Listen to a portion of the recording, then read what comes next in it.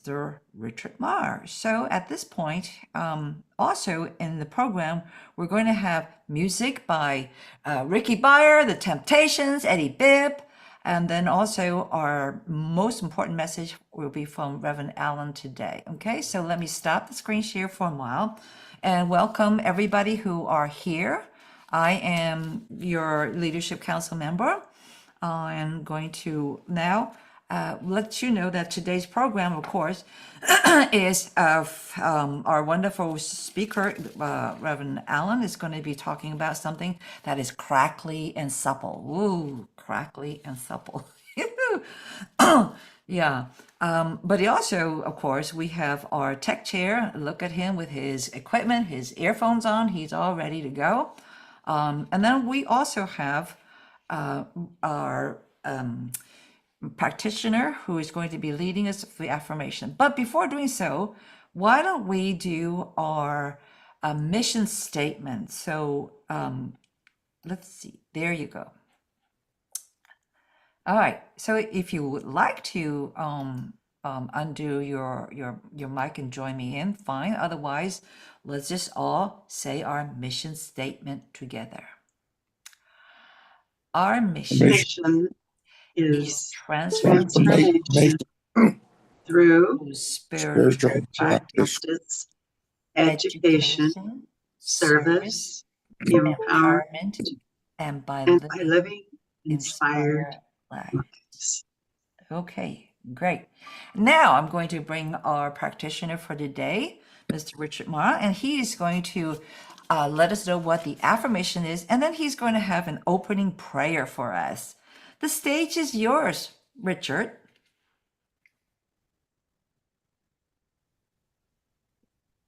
Okay. My affirmation today, can you hear me? Yes. It is done unto me according to my belief. I am a mighty moving power of God.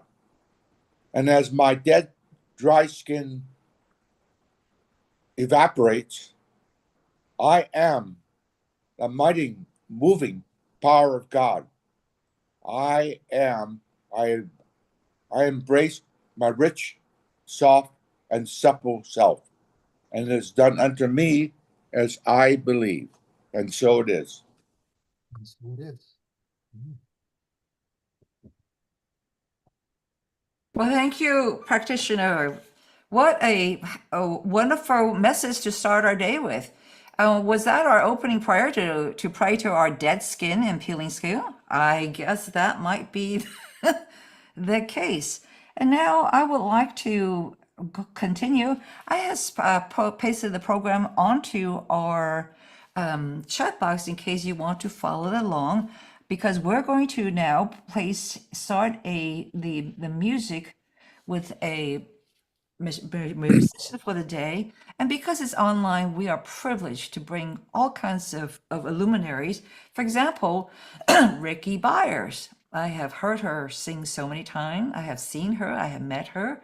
But let's hear something from her called Use Me.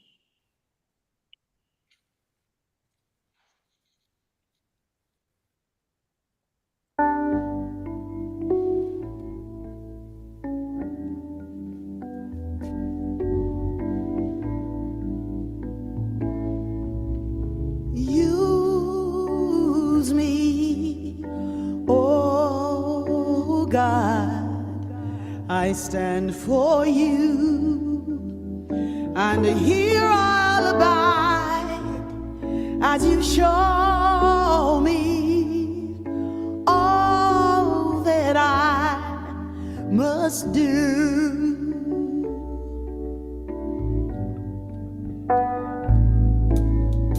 I used to think God was the sun, God is the sun, but God's so much more than the earth or the stars or all of creation. God is creator, all in all. Me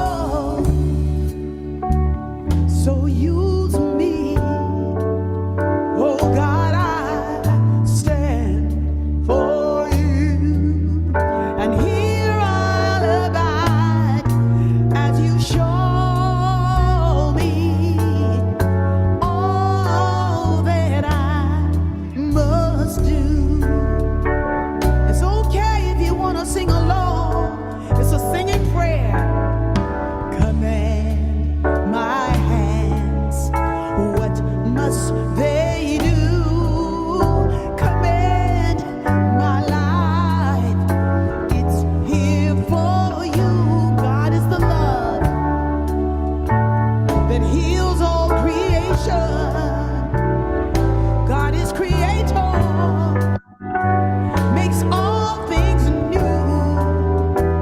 Oh, and God needs us to shine the light as me, as you.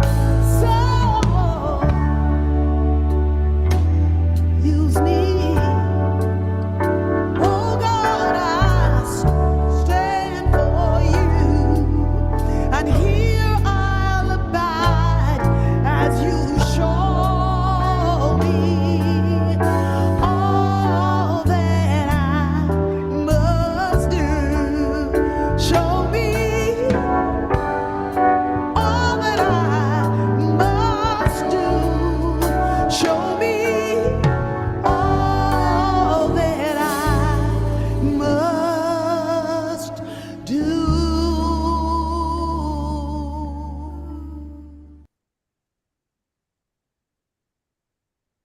Thank you so much, Ricky Byer. That is the Ricky Byer now. I met the Ricky Byer in 1996 when there was a little less gray in her hair. Well, there's a little less gray in my hair too back in 1996. Yeah. In fact, I told you all last week that I shared the same plane with her and Michael Beckwith in 1996 when we went to talk and listen to the Dalai Lama. Ooh, so many things happened to us. But fast forward to now, our message has to be given by the leaders of today. So we do have our spiritual director. He's going to be giving us a talk. Oh, I'm so curious. What is crackly and what is supple? Leave it to him. Leave it to him to bring such a cryptic message to us, applying it to our lives now, 2025. Please help me welcome Reverend David Allen Young. Good morning, everyone. This is an interesting title, Crackly to Supple, or Crackly and Supple, depending on how you want to word it. It is really a talk about getting the greatest growth, the biggest growth from our connection to spirit and to evolution. Spirit and evolution. Spirit is basically an inner kind of phenomenon. It's all around us. We don't really see it. Spirit is more invisible. Evolution is more visible. We see evolution. We know we see things now that weren't around 20 years ago, 50 years ago, 100 years ago. And as time goes on, we'll have more and more evolution. But the spiritual stuff we don't see. It's all inside of us, hidden. And we have to grow with both of them. So basically, what we want to do is align ourselves with evolution and understand the nature of growth. And really to do that, to understand the nature of evolution is growth, you just have to study evolution a bit, study the cycles, study the stars, study your own nature, study where you live, study your name. Any tips you can have about where you're at, what's going on in your life will help you evolve, will help you understand nature, so to speak. Our inner landscape is another thing we can do to tune into understanding spirit. That's the most obvious one. When we don't know what's inside of us, when we don't know what's in our subconscious, a lot of old stories and hurts can kind of come up unexpectedly and just run us amok, so to speak. Now, the divine provides us a lot of opportunities, though, to examine and embrace our spiritual practice, whatever it is, and to do so in a soothing and healing way. And crackly usually is associated with old age, associated with things that are stiff. And supple is like putting lotion on your skin and rubbing it around, making it smooth again. So it's like moving from old to new in a very simple, subtle way by simply rubbing lotion on your skin. Remove all the crackly stuff that's on your skin, so to speak. Spiritual growth reveals how really to soften rather than toughen. When we do spiritual growth, it's not to be the tough guy or tough gal. It is strength, but it's inner strength, and it's a soft strength, but it's very powerful. And by allowing ourselves to be vulnerable and seeking inner guidance, we begin to awaken more and more to what's there. And it's not like a mystery in terms of what's inside of us. Basically, the goal of our connection with spirit and evolution is to grow and enjoy life fully. That's the bottom line. Now, I want to go back to this affirmation for a second. Richard read it just to make a couple of comments about it because it's an interesting affirmation, as is the title. Now, the affirmation is, as my dead, dry skin peels away, I embrace my rich, soft, and supple self. And it's analogous to spreading lotion on your skin. If you do that, it'll become more soft. If you don't do it, eventually you just look kind of dried out, so to speak.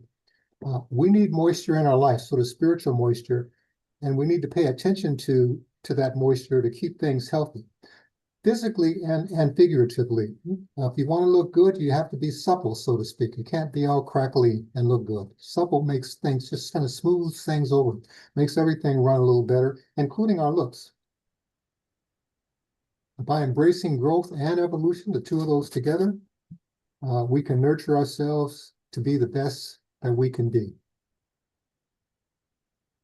And behind evolution, there's a lot of resistance.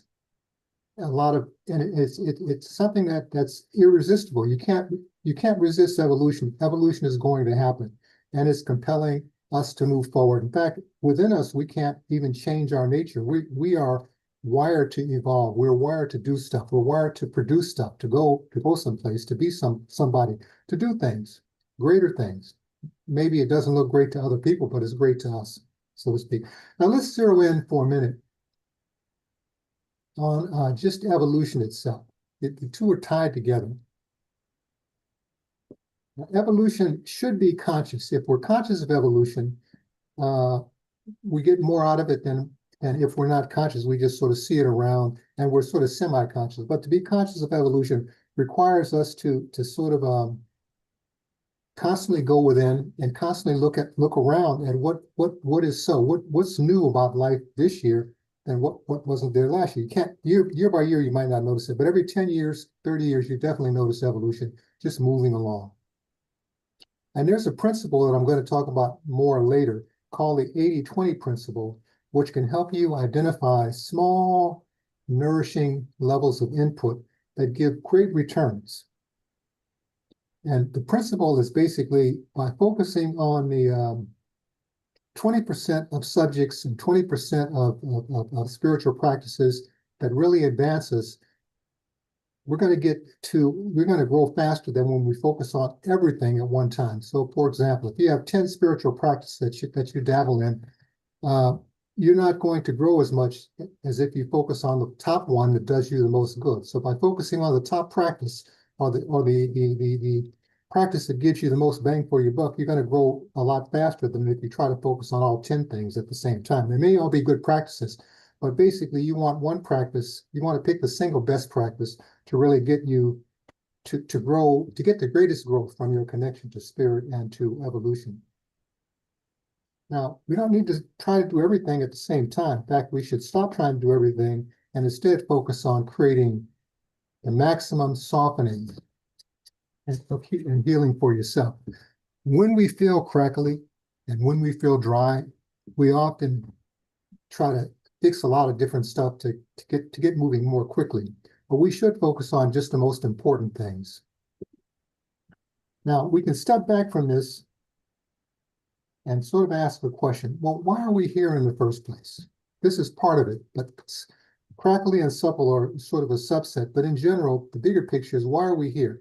And we're here for a purpose of growing and serving. That's really our dual purpose, to grow and to serve. What do you mean grow and to serve? Well, what Einstein tells us is that we have created a society that honors the servant and has forgotten the gift. The servant is us, and the gift is our higher self. The gift is spirit. The intuitive mind is basically a sacred gift, and the rational mind is a faithful servant, or should be a faithful servant. We should use our mind to serve the divine, rather than saying, God put me here, God should do something for me, God should give me this, give me that. You brought me here. That's the wrong way to think about things. Someone said something very good. It's very much like this. I don't even need to say his name, but I will at the end of it. Ask not what your country can do for you. ask what you can do for your country. That's the same thing as what can we do for spirit, not so much what can spirit do for us. And there are countless teachers, and their whole job is to raise consciousness. So that's how important it is to serve other people. And if we don't increase our consciousness and increase our growth, we may as well pull up our tent and die, because things that aren't growing basically die. And that we don't want to do that prematurely, unless that's your thing. Now, if you want to govern people, also you have to first learn to follow them, or place yourself below them, kind of thing. So all the people that do teaching, in some ways, they're raising consciousness, and that's really what we're here to do. All of us are here to do is raise consciousness, whether you're a physical teacher, a literal teacher, or not. That's one of the things we're here to do. Now, everything on the planet, maybe we wish it wasn't so, but this is just the way life is. Everything, how to put this? All life dies to the old and awakens to the new. We actually do this every day. Minute by minute, we're doing it. The parts of us that are old and crackly fall by the wayside, and we rub some lotion on and bring in the new, so to speak. And this all happens because we're all moving through a life cycle. It's a little different for each individual, a little different for each being. Some have short life cycles; they only live a day. Some people live for 100 years or more, and some beings, shouldn't say beings, non-humans, entities live on and on and on. Life can go on for very, very long time. But everything dies and awakens to the new. And we do this by moving through the cycle from birth, the life cycle from birth to childhood, to young adulthood, to middle adulthood, to older adulthood, and eventually we make moves, make plans to make our transition. And all life forms do this, but it doesn't look the same. But that's the sort of the process. Evolution and growth are the main activities that lead us to aspects of our life that are crackly and spaces that are soft and supple. Through the life cycle, everything has its moments, from birth to death, and just the process of growing old. Things grow, progress, and become stagnant and wither and die. That's just how life is. Life is always in motion, supporting us through its natural evolution and through its natural growth. Now, where is your place to grow? Where is my place to grow? Because each of us have a place to grow, and we can think of it as purpose. What is your purpose? You can almost say what your place to grow is partly based on what you really want. But life itself, part of this question, answer to this question, where is your place to grow, can be answered by looking at how you came into this on the planet. What is your root source? What is the source of your roots? Where did you live? Kind of like we're sort of human. We're sort of there's sort of plants and there's life all around us. But when we come onto the planet, we have to make a decision. Do we grow where we are, or do we look for another place to grow? And in general, we should bloom where we're planted or grow where we're planted. Sometimes, well, I won't say sometimes, people are in a place and don't grow because they keep thinking it's not the right place to be, or I should be someplace else. But basically, we should find a way to embrace wherever we're at and do the best with whatever cards have been dealt to us. And even beyond that, literally where you came onto the planet, wherever the stars were at the time of your birth, whatever city you were born into, whatever was around that, can tell you a lot about your place to grow and your purpose in life to some degree. And will help you seek some opportunities and signs. And usually the things we're most connected to are the things that help us grow the most. Generally, that's how it works out. If we move to a city where we don't know anybody, or area we don't know about it, we can grow, but it takes a little bit longer. We should do the best we can with what we have. But usually where we came into the planet, or where we came onto the planet, how we came onto the planet tells us a lot about where is our place to grow. And in some cases, we need to let go of things that aren't helping us grow. Like if you have a tree and it's a huge tree, but fruit tree and some of the branches are not producing good fruit, they should be kind of trimmed off. Why? So you can allow the tree to produce fruit with the healthy branches and allow the ones that are kind of crackly and dead to sort of fall by the wayside. Otherwise, the whole tree will be ruined.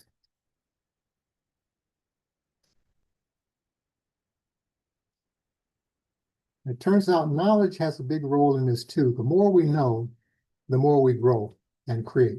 If we don't learn much, we're not going to be able to know much, and we're not going to be able to do much. We can't do better if we don't know better, is a general statement. And I said this earlier, which is also true. Not growing is the same thing as dying to some degree. If there's no growth at all, that's something that's basically dead. And we can't really grow enough. We can't grow until we know enough, we can't grow. And certain things that seem impossible certainly won't happen unless we know more. Now, for example, here's a couple of simple examples. Some of us can walk on hot coals. Most people will say that's impossible. Well, the people that can walk on hot coals know how to do it. Some people can walk on water. Not me, but what I can do is control my emotions, which metaphorically is kind of like walking on water. And everybody can do that to some degree. You don't have to have an emotional outburst. You can learn to control them to some degree. And what are emotions? Emotions are the essence of water to some degree. And we can sort of control them to some degree. Jesus walked on water.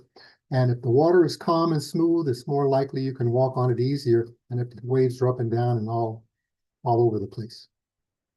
And in dreams, we can do amazing things. We can walk underwater. We can walk on top of the clouds. We can walk actually under the earth. We can do all kinds of things. Why is that important? Because a lot of what we bring into reality comes out of dreams. Dreams awaken us to life. And if we can catch some of the images and wisdom that comes from them, we can sometimes bring them into the world and create some really good things. So moving through the circle of life energizes all of us, just being there. Now, we should look at also, where do we getting to where we wish to be? How do we get to where we want to be? How do we get to where we wish to be? Well, there's probably 1,000 different ways to do that, but there's some easy ways and some hard ways to get to where we wish to be. If we have a sufficient amount of understanding, our thoughts will take us to exactly where we need to be. If we understand enough, we will know where to go. When we know enough, we'll do so. When we need to go someplace, when we know enough, we'll be able to do so. We don't know where we need to go, we're not going to go there. We're not going to be able to do it. We should work on identifying our core activities, the central activities that give us the most important, we'll put this one, that give us the most important energy, that gives us the most important growth, so to speak. A better way to say that is like this. The most important goals, we should prioritize our most important goals in general. Why? Because the more we focus on things that are important, the faster we grow. And we shouldn't try to give equal time to all of the projects and all of the people and all of the things sort of around us. Sometimes it's nice to be nice. You want to be nice to everybody. But if you try to be nice to everybody and give equal time to everybody, your growth will just be flat and you won't be moving along. You'll be a nice person, but you won't grow. So to some degree, you have to be discriminating. You have to give divine time. You have to give your family time. You have to give everything time. But you also have to give yourself a lot of time. Now, let me talk about this 80-20 rule. This is sort of the last third of my talk. It's not a rule that we use in religious science or in religion in general. We were aware of it, but we don't really use it. It's really a rule from a principle or a law from business and economics. Very powerful. And basically, it's called the 80-20 law. It was discovered by a guy named Alfredo Pareto. He was an Italian economist. And back in the late 1800s, he surveyed Italy to see what the land was like and who owned what. And he discovered that about 20% of the people owned 80% of the real estate in Italy. And he thought that was kind of amazing. And he began to study other things and asked people to join in his studies, and they found out that in general, on the planet, about 20% of the population owns as much as the 80% of the population. The top 20% own as much as the bottom 80%. And applying this rule to your inner life means choosing a few practices, choosing a few mindsets that will give you the majority of peace and fulfillment that you want. But don't give equal time to all of the practices that you have. Find out which is the best practice. Even when you're dealing with people, you want to be nice to everybody, but you want to be nice to certain people way more than other people. And even throughout businesses, it's a situation where a small number of customers usually provide most of the income. This applies to churches as well. Usually 20% or less of the people provide most of the income for spiritual centers for most churches. And this is a universal principle. Even in nature, 20% of the trees kind of gobble up most of the sun and most of the light and are the tallest. And you have 80% that are not really there. It's kind of, we like to think in terms of, some people do, everything should be equal. Everybody should be on an equal level playing, but that's not the way the universe is designed. There's usually a top 20%. It's not always 20%. Sometimes it's only 1%. Sometimes only one person.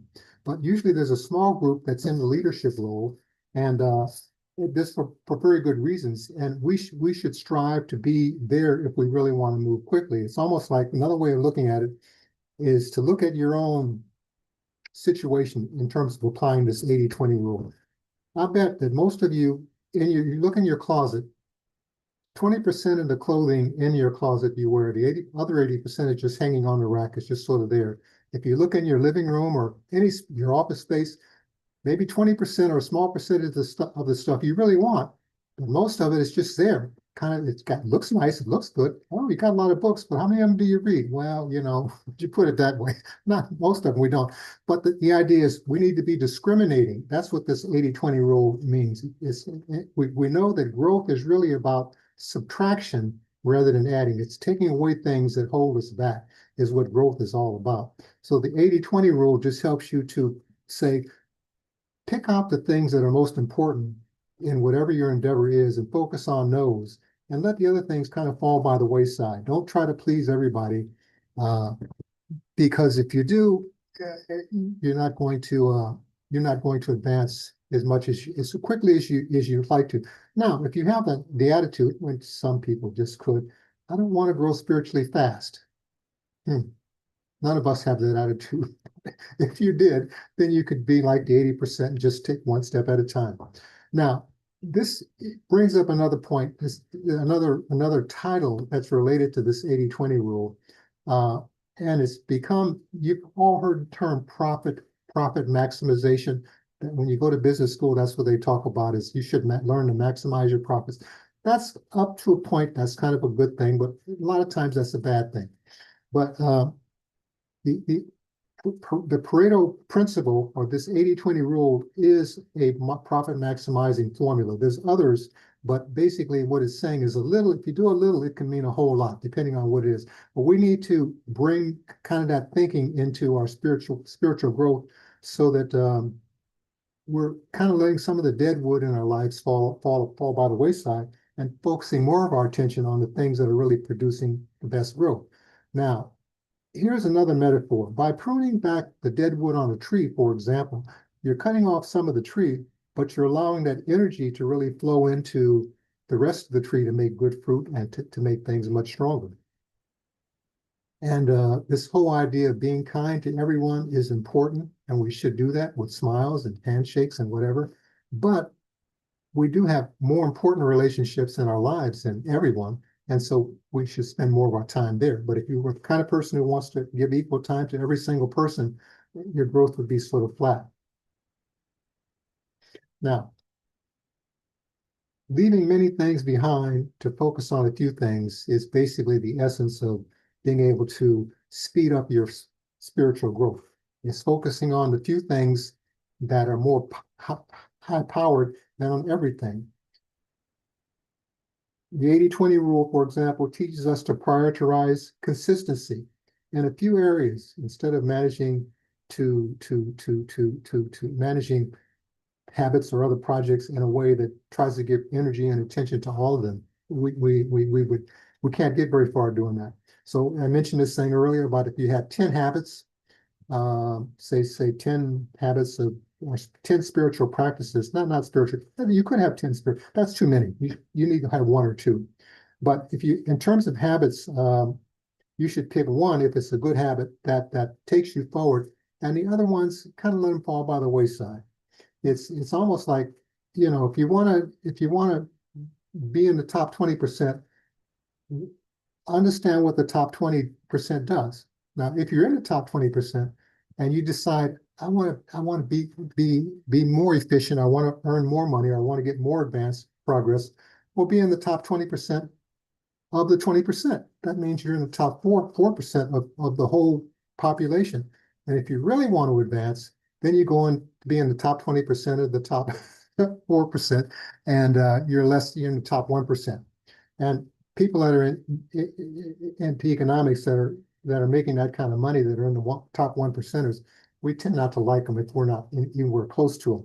But that's sort of the idea, to those who are successful and projects and practices that are successful, you want to focus on those more than trying to keep all of them alive. Specializes is what I want to say. Now, I want to give you one assignment. It's pretty simple. It sounds simple, but it's actually may take a little bit more time than you think. Here's the assignment of applying the 80-20 rule to get the essence of this subject, the subject of this talk, to give you some practice with it. Here's the assignment. So identify the single most important positive thing you do in life. What is the most important positive thing you do in life? This is your life. Now, you may have to think about that. Gee, how much time do I have to think about that? What is the single most important positive thing you do in life? Whatever that is, the assignment is to commit to the growth of that one thing over the next week. Just over the next week, and watch for positive change. Just focusing on that one thing that is most important for you, keeping it foremost in your mind for the next week, you'll find yourself having some softness, some healing, and some growth unfolding in your life, more so than if you had not focused on it. Now, that said, that concludes my talk for today. I want to thank you for joining me, and I'd like to invite you now to go within for a moment of prayer.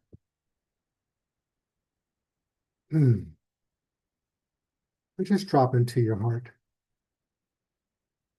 and say with me, thank you, God, for all that I have, for all that is. And thank you for this holy chair that I'm sitting in. Thank you for this holy ground upon which my feet are planted. Thank you for this community. Thank you for all the things that we're learning and trying to teach. Thank you for the healing that we've already received and the healing that we're looking for. Thank you in advance for that healing.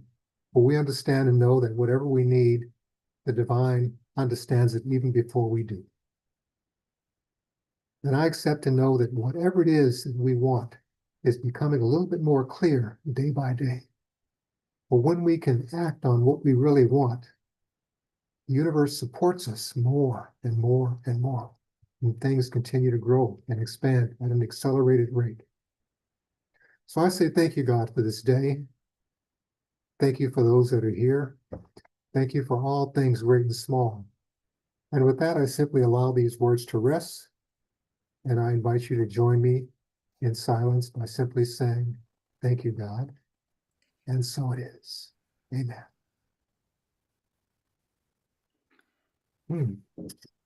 And so it is. Amen. How about a little Temptations to make us have that really sink in? Little Christmas spirit. This song was especially chosen by Reverend Allen. Let's see how it goes.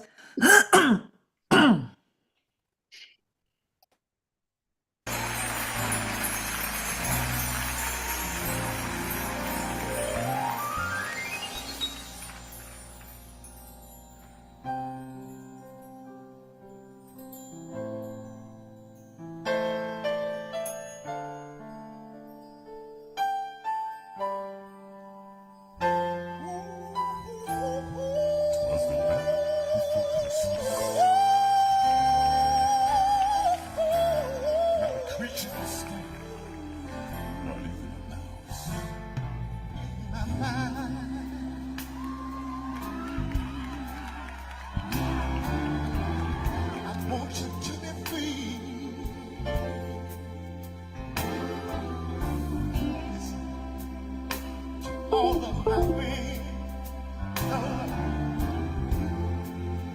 Would you listen to me? Yeah.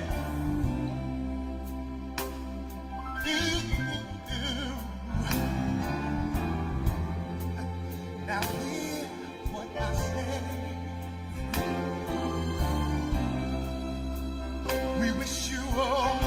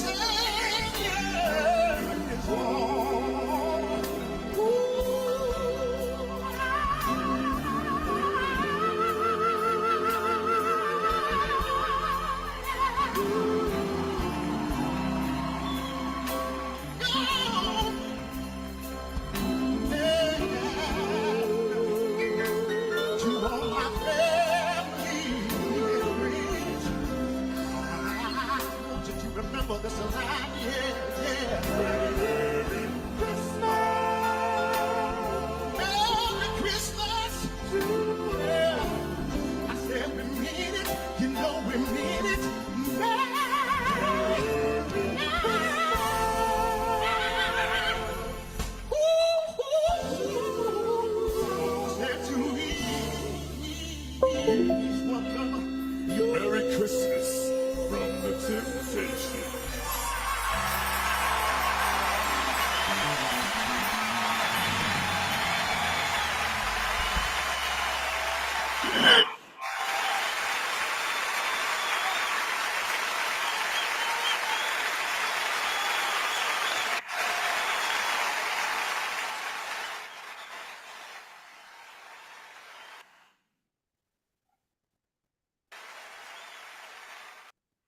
Whoa! Thank you, Reverend Allen, for suggesting that melody. Who'd have thought? Silent Night, brought to you, and I love the way you do the things you do. Ah, woo! Yeah, But also, Reverend Allen, we love the way you do the things you do. I mean, come on, did you all learn so many metaphors today? Yeah, we come from our spiritual moisturizer today, didn't we? Yeah! Were you taking notes of how to deal with those crackly skin and supple? Yeah, I know. I'm already thinking of a lot of dead skin that I need to shed. And I love when he's talking about that tree, you know, when that branch is not doing you any good, just get rid of it. I'm thinking of one branch I want to get rid of, the executive branch. Oh, don't do that, Elliot. Don't do that, Elliot. That not nice. That not nice. Okay, that is true. So right now, if you really receive all those moisturizers, things to do with, things to help you with, you will find some way to be giving as well. So how to give back, how to moisturize CSLP? Well, you could do it through PayPal, you could do it through your bank, through Zelle, you could also do snail mail, and you could also go online, find that green button on our website that are just being rebuilt right now, is looking better and better. But that green button will always be there for you to figure out how you could be feeding our spiritual center as well. So right now, while you're doing that, I'm going to bring up Karen Drucker, because my goodness, she really brings a lot of supple feelings to my life. There we go. And I also met Karen Drucker. She's come to our center a couple times. Amazing. This gray block is brought to you by Zoom. I'm going to find out also. Joe, did you know that you're rocking to something that we're not seeing? Is that my imagination, or are you all seeing a gray block? No, not now, but we were. Right now, I see you. Okay. So, Joe? I know something happened to Zoom here. I'll start it over, okay? Okay.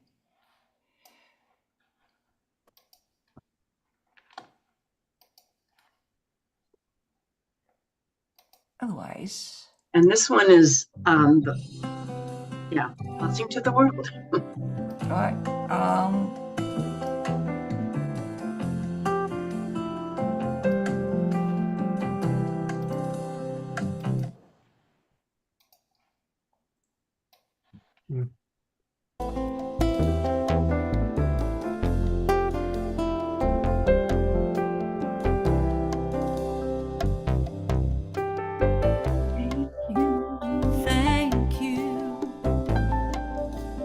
Thank you. Thank you.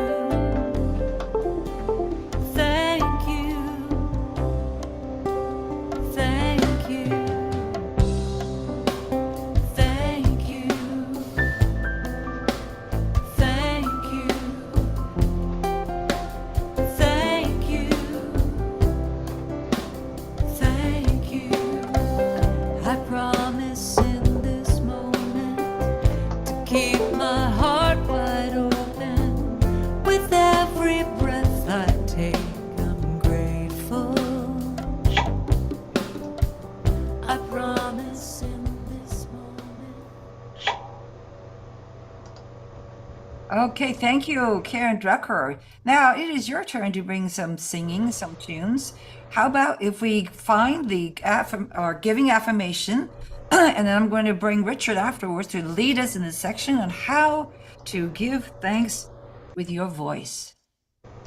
Richard, tell us what to do.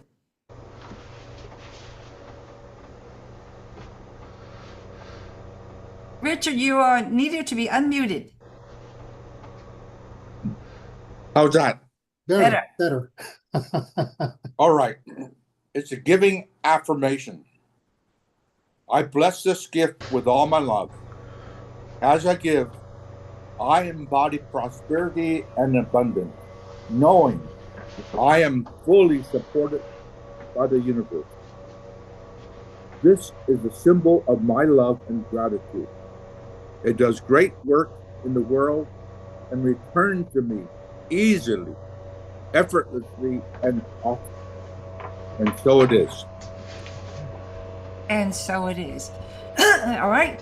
Now, we also have our practitioner also bless the tides as well. So, if you will allow Richard now not only to bless the tides in our statement, Richard? Knowing that I am a perfect being, I am part of the universe of power. And as I give, I receive.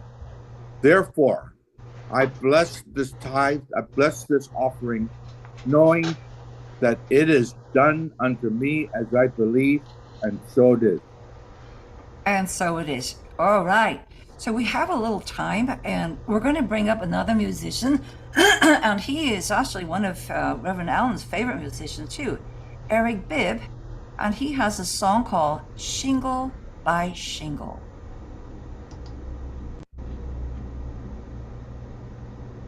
Shingle by shingle.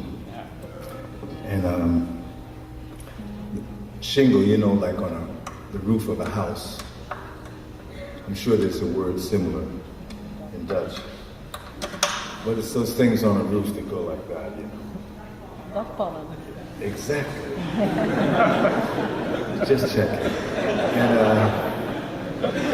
And so this is about putting your house back together after it's fallen apart. So I remember I wrote this song after a bad divorce, and then things fell apart a second time, and I lost the song, I lost the recording, I lost the notebook with the words, I couldn't remember the words. And I thought, wow, but the title I remember, Shingle by Shingle. So I wrote a second song, so this is technically Shingle by Shingle 2. Yeah. And this one I'll remember.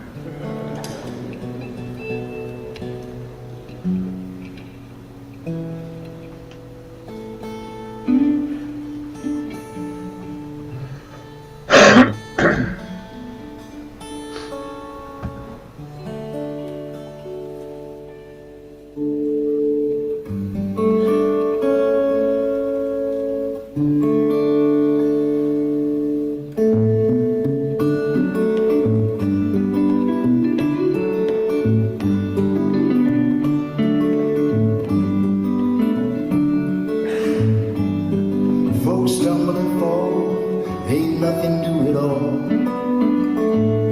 We just keep coming up with new ways of going down.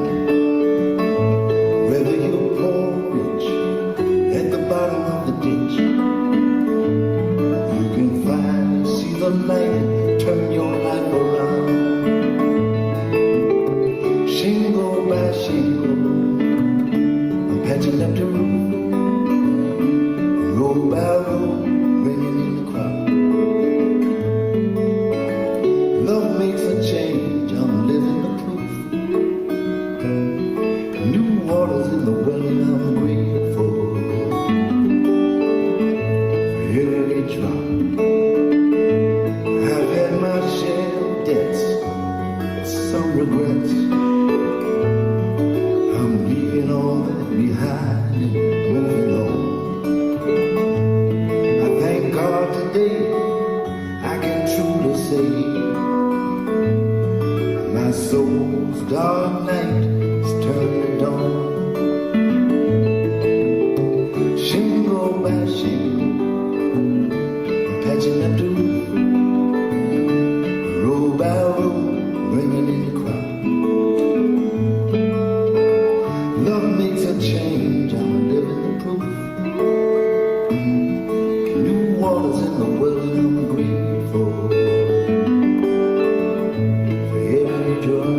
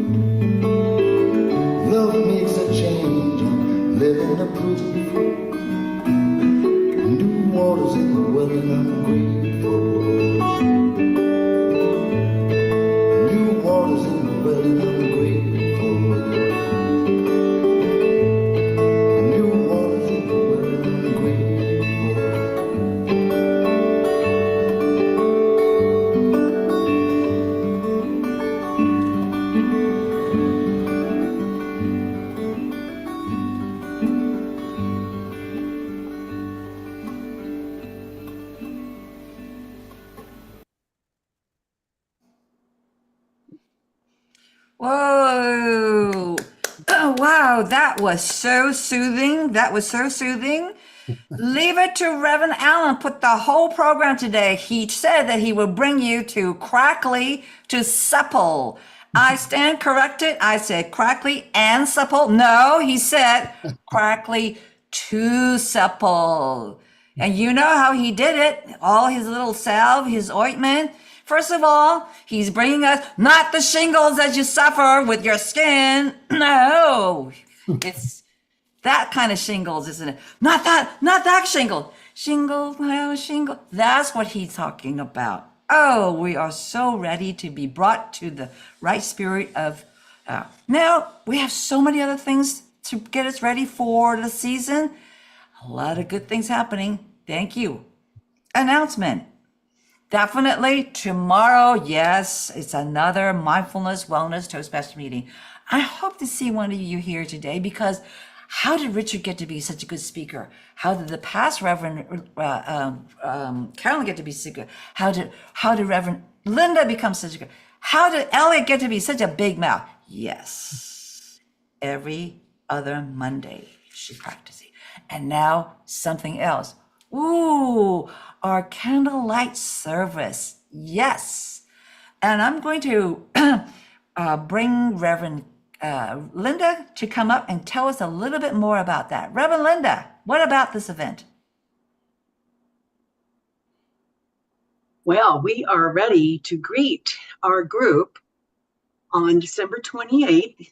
Give you a couple days after Christmas to get ready for some more fun. And we're going to be lighting candles, and everybody will have a chance to speak for a couple minutes. And we're going to have food, and so the invitation went out yesterday, and I worked really hard on that with Elliot and Carmina, and I think you should be receiving it. It should be in your email.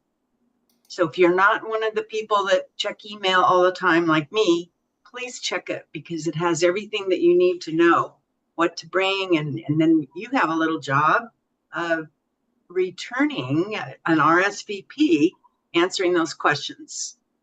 And it does say Christmas Eve, but it's not Christmas Eve. It's December 28th. It's a new Christmas Eve for us. So if you have any questions, I will only be at the after, I call it the after party, for just a few minutes. And I know Elliot has to leave early also. So do not hesitate to call me. My phone number is there. Text me. And again, read your email. Thank you. Fantastic. Good things happening for us to end the year with a bang. Now I'm going to bring up Reverend Allen to give us the benediction. Just take a few deep breaths at your own pace. This is the breath of the divine, the breath of the one, the breath of all of us. I give thanks for this service. I give thanks for this day. I give thanks for everything, great and small. Thanks for all things seen and unseen. Thanks for the sick. Thanks for those that are healthy. Dear Father, Mother God, who's everywhere present, how sacred is thy nature and comforting thy presence. We understand that your will is being done, and we accept and reach out to understand what thy will is. For we understand and know that God is everywhere. God is within, God is without, God is up, God is down, God is all around us. And whatever it is that each of us need, I accept that it is being granted in the way that God sees it should be granted. There's some things we want, we're not ready for. Some things we feel like we're ready for, come a little late. But I accept that all of this happening in God's time and in good time. And so with a grateful heart, I say thank you, God, for listening to these words. Thank you for the divine broadcasts that any of us can listen to and tune into when we're ready. Thank you for everything, great and small. And I release these words in love. And you can join me by simply saying, and so it is. Amen. So it is. So it is. Okay. We're going to use the same website, but I also am going to post Reverend Linda's invitation in the chat box too. If you have not received it in the email, here it is in the box for you could download and have it on hand. I don't trust these emails these days. It might have arrived in your junk box. It's important that you do know that this is a very special occasion to, okay. All right, Reverend Allen, anything about when we should be meeting? You have 2 meetings called? Yeah, we have a meeting today after our community hangout for those who are into the prayer group. And that could be anybody. All of us are invited. But we're going to pray for our community and for those individuals and people that have asked for prayer at the conclusion of our community hangout. So after we get done here, take about a 10-15 minute break, come back for the community hangout. And after the community hangout, those who would like to join our prayer group, we look forward to seeing you there at approximately 12 o'clock, because it's 11 o'clock now and we have a little time for intermission, a little time for community hangout, and then some time for prayer.